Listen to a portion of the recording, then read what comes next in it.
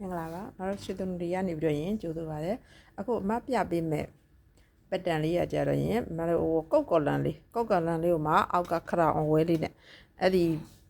ပုံလေးကိုမှအမဒီဗီဒီယိုဖိုင်လေးနဲ့ပညာဒါနကိုမှ share လုပ်ပေးမယ်ဒီဗီဒီယိုဖိုင်လေးကိုစုံအောင်ကြည့်ပေးနော်မတို့အခြေခံဖရိန်တစ်ခုဆွဲထားမယ်เนาะရှေ့ချမ်းနောက်ချမ်းဖရိန်တစ်ခုဆွဲထားမယ်ဆွဲထားပြီးလို့ရှိရင်ဒီမှာအမတို့အခြေခံ level ဖောက်ထားမယ်အမကတော့ဒီ level ကို3လက်မဖောက်ထားတယ်ဒီအဆောင်မြင်းကို၄ခွဲစောင်းထားတယ်ဒီ3လက်မမြင်းကိုထောက်ပြီးတော့ရင်ဒီကနေပြီးတော့ရင်ဒီမှာအဆောင်လေး၄ခွဲအဲ့၄ခွဲမြင်းကိုမှတဝက်ဝက်เนาะတဝက်ဝက်ပြီးတော့ရင်ဒီမှာဒီကနေပြီးတော့ရင်ဒီနဲ့တစ်လက်မဝိုက်ဒီနဲ့ကတစ်လက်မအကွာအဝေးလေးကိုမှအမတို့ဒီမှာပေကွေးလေးနဲ့ဝိုက်ထားတယ်ဒါအခြေခံ level လေးเนาะအဲ့တော့ရင်ဒီ level ဒီမှာဒီရှေ့မှာဆိုလို့ရှိရင်မတို့ဒါနှစ်လက်မကွဲထုတ်ထားဒီကောလမ်ပြားဒါလေးကကောလမ်ပြားအဲ့ဒီကောလမ်ပြားကတော့နော်ကိုကြိုက်တဲ့လောက်ယူလို့ရတယ်ကိုကသေးခြင်းသေးယူလို့ရတယ်ကြီးခြင်းလည်းကြီးယူလို့ရတယ်ပေါ့နော်ဒါအမကတော့ဒီပြားလေးကနှစ်လက်မကွဲထုတ်ထားတဲ့ပြားလေး 2.4 အဲ့တော့ဒီအခြေခံ level လေးရသွားပြီဆိုတော့ရင်အမတို့ကောလမ်ယူနီးလေးပြပေးမယ်ကောလမ်ယူနီးလေးကကြတော့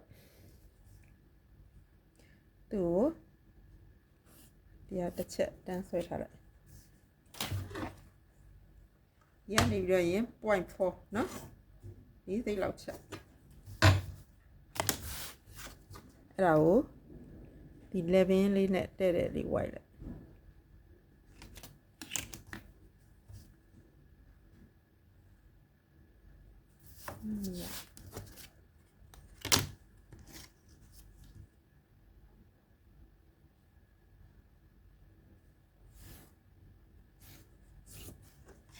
ရပြီဒီမှာ 0.4 ချပြီးရင်ဒီအောက်မှာဆိုလို့ရှိရင်ကိုဝတ်ရဲသလောက်เนาะကိုဝတ်ရဲသလောက်ဒါကြတော့ဂျိုင်းမြင်းရှေ့ရင်ကျမြင်းဒီကရင်ထိတ်မြင်းเนาะရင်ထိတ်မြင်းဆိုတော့အမတို့ဒီဟာလေးကလေကိုကအများကြီးမကြိုက်ဘူးဆိုလို့ရှိရင်လေနှစ်လက်မနှစ်စိတ်ပြားလောက်ယူလေရတယ်เนาะဒီအပြားလေးကနှစ်လက်မနှစ်စိတ်ပြားလောက်ယူလေရတယ်ကိုဝတ်ရဲတဲ့အပေါ်မူတည်ပြီးတော့ရင်ဒီအောက်ကအပြားကိုဒီမှာတရားဆိုလို့ရှိရင်ရင်ထိတ်ထိရှိတယ်ဒါကရင်အောက်ကရင်ထိတ်မြင်းဒါကကြတော့ရင်မြင်းအဲ့ဒီအထိသွားလို့ရတယ်မတို့အဲ့တော့ဒီရှေ့ကနေပြီးတော့ရင်ကျဲသီးတာတစ်ခါတည်းချန်မယ်ကျဲသီးတာကိုတစ်လက်မှချန်ထားမယ်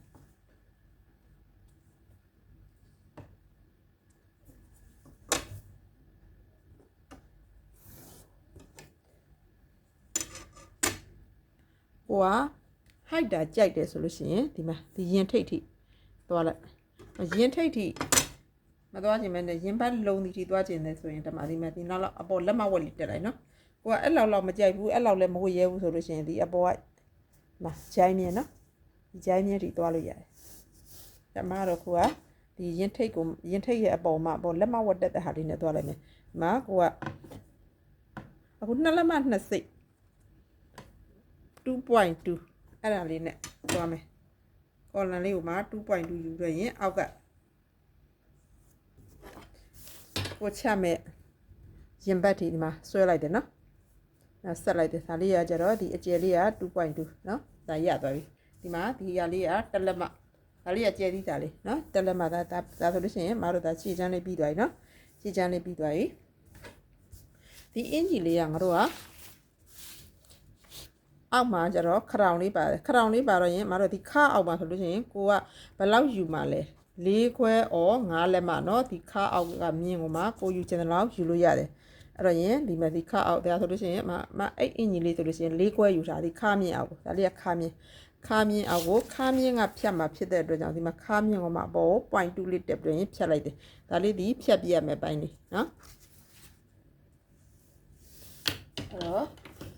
အစီချမ်းလေးတစ်ချက်ပြီးအောင်ရင်ပြလိုက်မယ်နော်ဒီကနေပြီးဖြတ်လိုက်တယ်ဟောဒီဟာကိုဒီတစ်လက်မ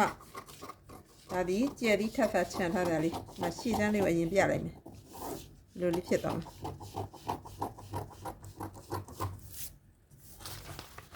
လက်ဖောင်းကြရင်လက်ဖောင်းသာဖြတ်ထုတ်ပေး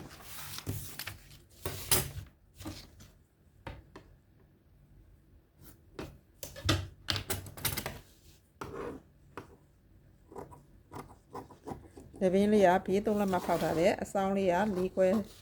စောင့်ထားတဲ့မြင်းလေးနဲ့သွားလိုက်အောက်ကမှ 0.4 ချထားတယ် ဒီဟာလေးကဒီကော်လန်လေးကနှစ်လက်မနှစ်စိတ်ဒီလိုလေးရလာပါနော်ဒီအောက်ကဟိုဟာလေးကကော်လန်ပါလေးရှိရှိလေးရချင်လို့ရှိရင်ဒီလိုတော့ဒီအပေါ်ကကော်လန်လာပါနော်အဲ့ဒါကိုမတို့ကပင်မရေကူတော့ကြီးအဲ့ရခွဲချမှာနော်အဲ့တော့ရင်ဒီမှာသူကပေါ်သက်အောက်သက်ရရာကိုဖြတ်ချဒါလေးရလေဖြတ်ချမယ်အပိုင်းလေးဒီရေကူတော့ကိုခွဲလိုက်မယ်နော် F1 F2 မှာအပေါ်ပြက F1 F2 နှစ်ခုရသွားဒါလေးတစ်ချက်ရသွားပြီဒီမှာ F1 F2 နောက်ကဒါခါဆက်သူကကျတော့ F3 ဖြစ်သွားဒါလေးပြီးမှပြမယ်နောက်ချမ်းလေးဆက်ပြပေးမယ်နော်အဲ့တော့နောက်ချမ်းလေးကြည့်အောင်သူကကျတော့လက်ဖောင်းပါတဲ့အတွက်ကြောင့်မှပခုံးမှာလက်ဖောင်းဒါလေးသိက်ကဖြတ်ထုတ်ထားပြီးသားအဲ့တော့ရှေ့ချမ်းမှာတို့ကလေဘင်းက3လက်မဖောက်ထားလို့ပြောတဲ့အတွက်ကြောင့်နောက်ချမ်းကိုလည်း3လက်မဖောက်နေမယ်နော်3လက်မအဲ့တော့ကောလမ်ပါတဲ့အင်ဂျီတွေဆိုလို့ရှိရင်နောက်က6စိတ်ပဲချမယ်နော်ဒီမှာ6စိတ်နောက်ချမ်းကတိတ်ပြီးတော့ရင်လေဘင်းမလို့နော်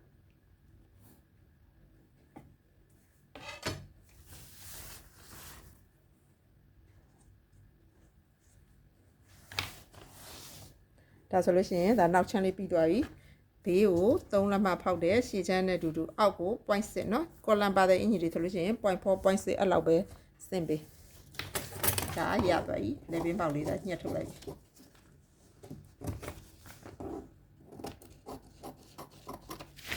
ပြီးရင်သူ့ကိုတစ်ချက်ထပ်ဆက်ပြပေးမယ်เนาะဒီမှာ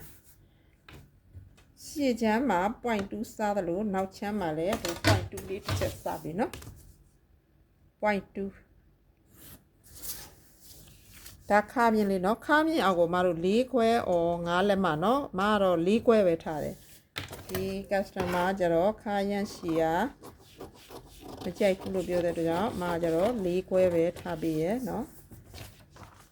အားတော့ရင်ကိုစင်ပြတော့ထားလို့ရကိုရှီရကြိုက်တယ်ဆိုလို့ရှိရင်เนาะ5လက်မလောက်ထားပေးအဲ့တော့မတို့ကဒီကကျတော့ B1 လို့သတ်မှတ်မယ်ဒီအောက်ကဟာကို B2 เนาะအောက်ကအကားလေးကိုဘယ်လိုလုပ်တာလဲဆိုတော့ပြပေးမယ်တစ်ချက်ဒီတောက်ကိုဖြောက်ပြလိုက်ဒီနောက်ချမ်းကလေဒီအပေါ်ကကျတော့ဒီမှာအကွဲနဲ့ယူလို့ဒီအောက်ဆက်ကျတော့နော်အပိတ်ယူရှင်လည်းရရနော်ဒီဟာကိုအပိတ်ယူချလိုက်အဲ့ဆိုရင်ဒီဟာကိုညှက်ချလိုက်နားအပိတ်ယူလိုက်အဲ့တော့တို့ကဒီတောက်ကိုဖြောက်ပြမှာဖြစ်တဲ့အတွက်ကြောင့်တောက်ကိုခါလေးဖြတ်ထုတ်ချလိုက်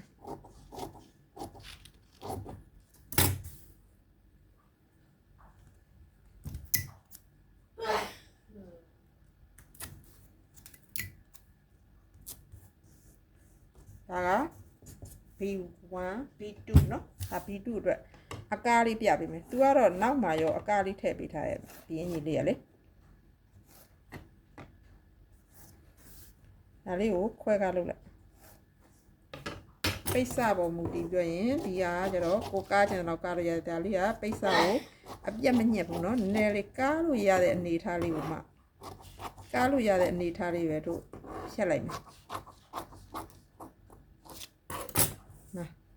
တက်လက်မဒီကားလိုက်ကြားထဲမှာလေကိုကားချင်တော့ကားလို့ရတယ်တက်လက်မကားတက်လက်မကွဲကားကိုအရင်မကားချင်ဘူးဆိုလို့ရှိရင်ကြားထဲမှာတက်လက်မလောက်ပဲကားဒီမှာပူရယူเนาะဒါနောက်ချမ်းဒီမှာချုပ်စာပြန်ပြရင်၄သိပ်ထည့်ပေးเนาะအဲ့ဒီကနောက်ချမ်းအတွက်အကားလေးအဲ့တော့ရှည်ချမ်းအတွက်တစ်ချက်ဆက်ပြပေး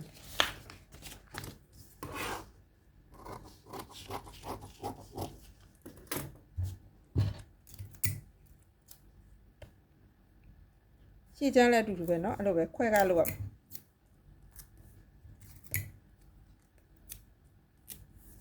ဒါလေးရရှေ့မှာကျဲသီးထပ်စာလေးကျဲသီးထပ်စာပါတယ်ကျဲသီးထပ်စာလေးမတို့တက်လက်မပါတယ်နော်